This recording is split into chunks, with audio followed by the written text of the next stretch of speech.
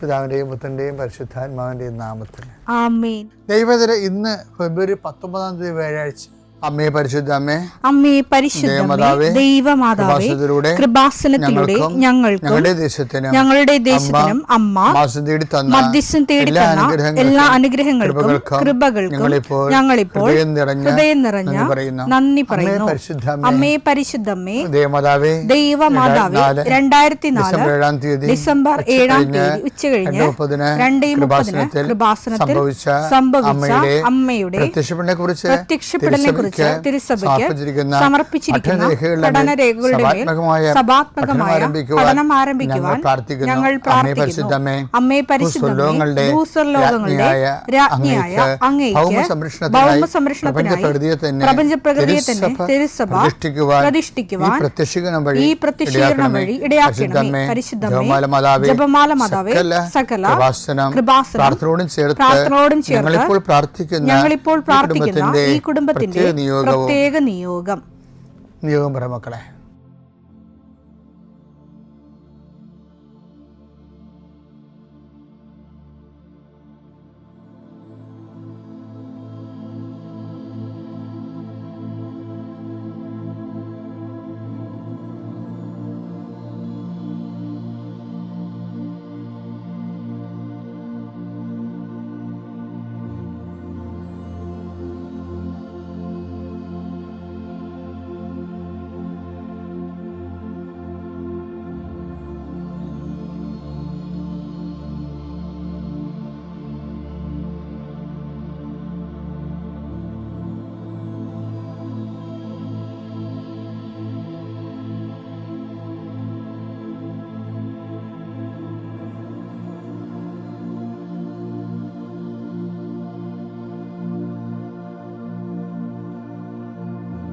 അമ്മയുടെ പ്രത്യക്ഷീകരണത്തിന്റെ ഈ അനുഗ്രഹവേളയിൽ ഞങ്ങൾക്ക് സാധിച്ചു തരുവാൻ കനിയണമേ. ആമേൻ. വിശ്വാസ പ്രമാണം. സർവശക്തനായ പിതാവും ആകാശത്തിന്റെയും ഭൂമിയുടെയും സൃഷ്ടാവുമായ ദൈവത്തിൽ ഞാൻ വിശ്വസിക്കുന്നു. അവിടുത്തെ ഏകപുത്രനും ഞങ്ങളുടെ കർത്താവുമായ ഈശോ മിശിഹായിലും ഞാൻ വിശ്വസിക്കുന്നു. ഈ പുത്രൻ പരിശുദ്ധാത്മാവിനാൽ ഗർഭസ്ഥനായി കന്യകാമറിയത്തിൽ നിന്ന് പിറന്ന് പൊന്തിയോസ് പീലാത്തോസിന്റെ കാലത്ത് പീഡകൾ സഹിച്ച് കുരിശിൽ തറയ്ക്കപ്പെട്ട് മരിച്ച് അടക്കപ്പെട്ട് പാതാളങ്ങളിൽ ഇറങ്ങി മരിച്ചവരുടെ ഇടയിൽ നിന്ന് 3-ാം നാൾ ഉയർത്ത് സ്വർഗത്തിലേക്ക് എഴുന്നള്ളി സർവശക്തിയുള്ള പിതാവായ ദൈവത്തിന്റെ വലതുഭാഗത്തിരിക്കുന്നു. അവിടെ നിന്ന് ജീവിക്കുന്നവരെയും മരിച്ചവരെയും വിധിക്കുവാൻ വരുമെന്നും ഞാൻ വിശ്വസിക്കുന്നു. പരിശുദ്ധാത്മാവിലും ഞാൻ വിശ്വസിക്കുന്നു. വിശുദ്ധ കത്തോലിക്കാ സഭയിലും പുണ്യവാന്മാരുടെ ഐക്യത്തിലും പാപങ്ങളുടെ മോചനത്തിലും ശരീരത്തിന്റെ ഉയർപ്പിലും നിത്യമായ ജീവിതത്തിലും ഞാൻ വിശ്വസിക്കുന്നു. ആമേൻ. സുഖസ്ഥനായ ഞങ്ങളുടെ പിതാവേ, അങ്ങയുടെ നാമം പൂജിതമാകണമേ. അങ്ങയുടെ രാജ്യം വരണമേ. അങ്ങയുടെ തിരുമനസ് സ്വർഗത്തിലെ പോലെ ഭൂമിയിലും ആകണമേ. അന്നു വേണ്ടുന്ന ആഹാരം ഇന്ന് ഞങ്ങൾക്ക് തരണമേ. ഞങ്ങളോട് തെറ്റ് ചെയ്യുന്നവരോട് ഞങ്ങൾ ക്ഷമിക്കുന്നത് പോലെ ഞങ്ങളുടെ തെറ്റുകൾ ഞങ്ങളോടും ക്ഷമിക്കണമേ. ഞങ്ങളെ പ്രലോഭനത്തിൽ ഉൾപ്പെടുത്തരുതേ, തിന്മയിൽ ഞങ്ങൾ രക്ഷിക്കണമേ. ആമേൻ. നന്മ നിറഞ്ഞ മറിയമേ, സ്വസ്തി. കർത്താവ് അങ്ങയുടെ കൂടെ സ്ത്രീകളിൽ അങ്ങ് അനുഗ്രഹിക്കപ്പെട്ടവളാകുന്നു.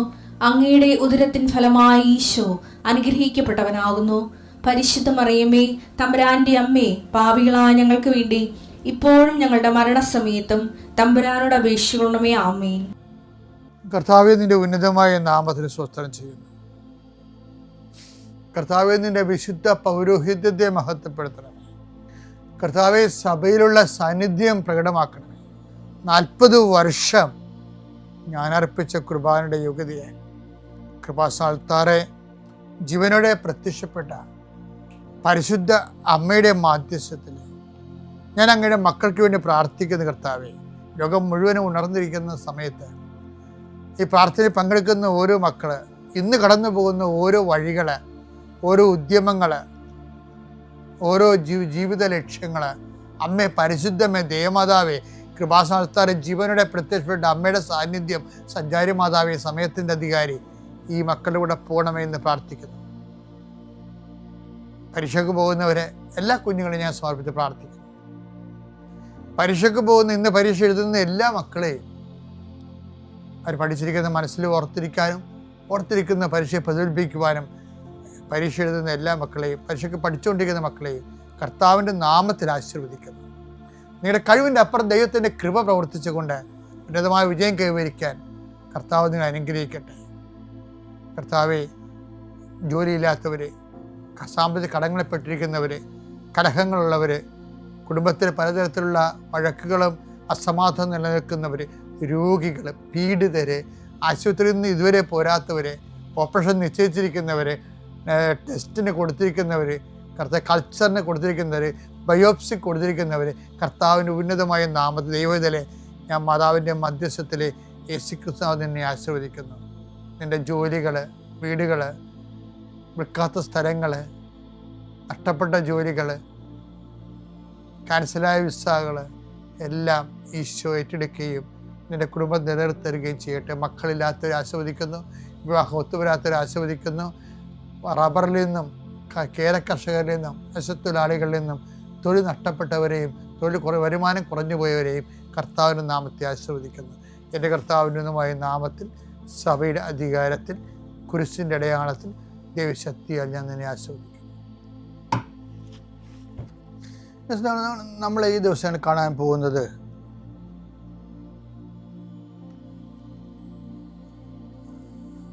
വിശ്വാസത്തെ ബേസ് ചെയ്ത് കർത്താവിൻ്റെ കാലത്ത് കർത്താവിനോട് ചുറ്റിപ്പറ്റി നടന്നവർ ഉയർത്തിയ കുറേ ചോദ്യങ്ങളുണ്ട്. അതിലൊരു ചോദ്യമാണ്, ഇവൻ ആരാണ്? കാറ്റും കടലും പോലും ഇവനെ അനുസരിക്കുന്നല്ലോ. മാർക്കോസിന്റെ സുവിശേഷം 4:41. അവർ അത്യധികം ഭയന്ന് പരസ്പരം പറഞ്ഞു, ഇവൻ ആരാണ്? കാറ്റും കടലും പോലും ഇവനെ അനുസരിക്കുന്നല്ലോ. അപ്പോൾ അതായത് ഈ യേശുവിലേക്കുള്ള വിശ്വാസ യാത്രയെന്ന് പറയണത് അപ്പോസ്തലന്മാരുടെ ആദ്യത്തെ ക്ലാസ്സുകളാണിതെല്ലാം. ഇതെല്ലാം ശരിക്കും പറഞ്ഞാൽ ആരാണ് യേശു എന്നുള്ള ചോദ്യത്തിന് അപ്പോസ്തലന്മാർക്ക് കൊടുക്കുന്ന പ്രാഥമികമായ ക്ലാസ്സുകളാണിതെല്ലാം. അതുകൊണ്ട് അത് എന്താ ഈശോ പ്രാഥമിക ക്ലാസ്സാന്ന് പറയാൻ കാരണം എന്തറിയോ? നിർബന്ധിച്ചു എന്നൊരു വാക്കുണ്ട്.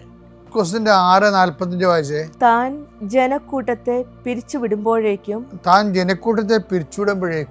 വഞ്ചിയിൽ കയറി തനിക്ക് മുൻപേ മറുകരയിലുള്ള ബെത്സയിദയിലേക്ക് പോകാൻ അവൻ ശിഷ്യന്മാരെ നിർബന്ധിച്ചു. അപ്പൊ ഈ യാത്രയില് എന്നിട്ട് ഈശോ മലമുകളിലേക്ക് പ്രാർത്ഥിക്കാൻ പോകണാണ്. ഇക്കരയില് അപ്പോസ്തലന്മാരെ അക്കരയ്ക്ക് തള്ളിവിടും. എന്നിട്ട് ഒരു രാത്രി കടലിലേക്ക് തള്ളിവിടണ കാണാം. അത് കമാൻഡാണ്.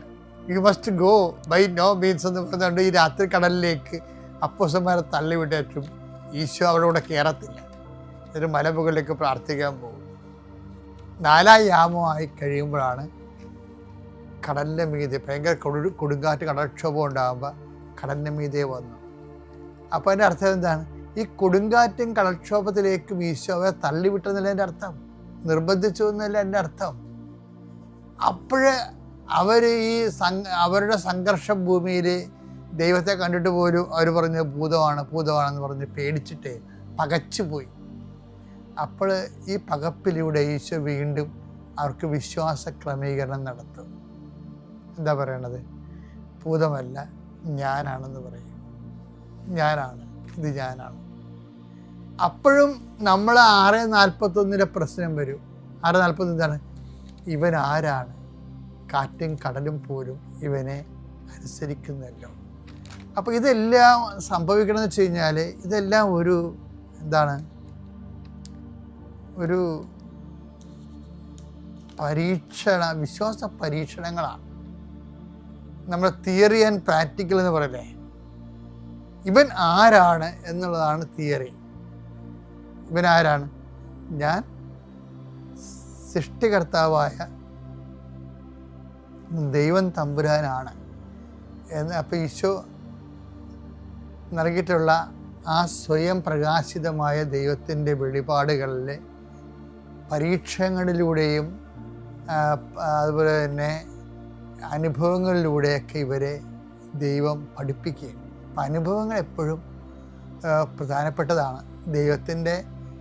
ദൈവത്തെ മനസ്സിലാക്കാനും വിശ്വാസം വർദ്ധിക്കാനും അനുഭവങ്ങൾ പ്രധാനപ്പെട്ടതാണ്. ആദിമസഭയിലും അനുഭവങ്ങൾ, ഇപ്പം കൃപാസനം ഏറ്റവും കൂടുതൽ പ്രാധാന്യം കൊടുക്കുന്നത് എന്തിനാണ്? അനുഭവങ്ങൾക്കല്ലേ. അനുഭവ സാക്ഷ്യം എന്നല്ല പറയേണ്ടത്. അതിൻ്റെ കാരണം അവൻ ഓരോരുത്തർക്കും ഓരോ കാലം നൽകിയെന്നില്ലേ.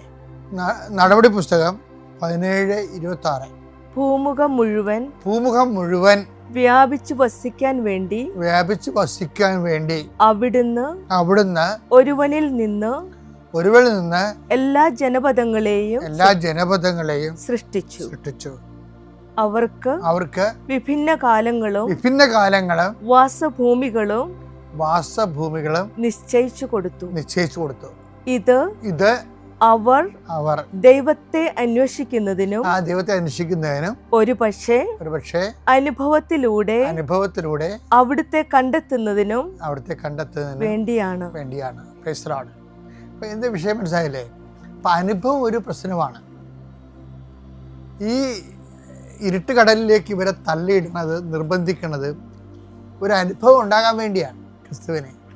അപ്പം നമ്മളെപ്പോഴും ഓർത്തേക്കണം, നമ്മുടെ കടങ്ങളും അല്ലെങ്കിൽ മക്കള് തോന്നിയവാസങ്ങളിലൊക്കെ പോകുമ്പോഴും നമ്മളെ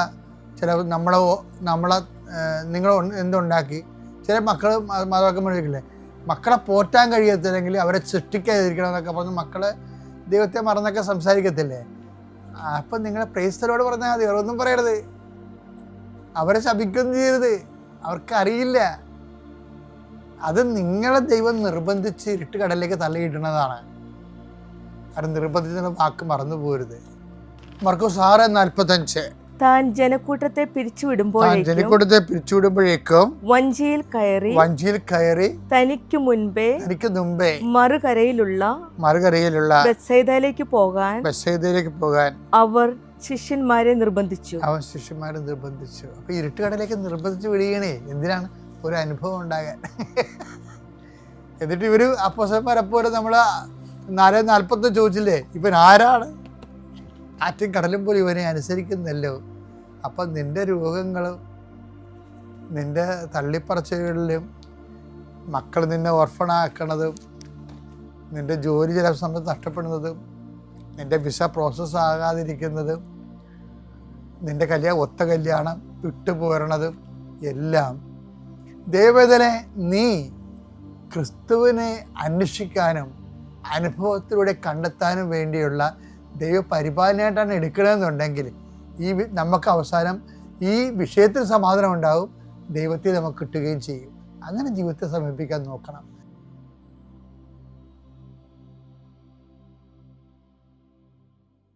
അത്യപൂർവ ദൈവാനുഭവങ്ങൾ ഇനി നിങ്ങൾക്കും സ്വന്തം.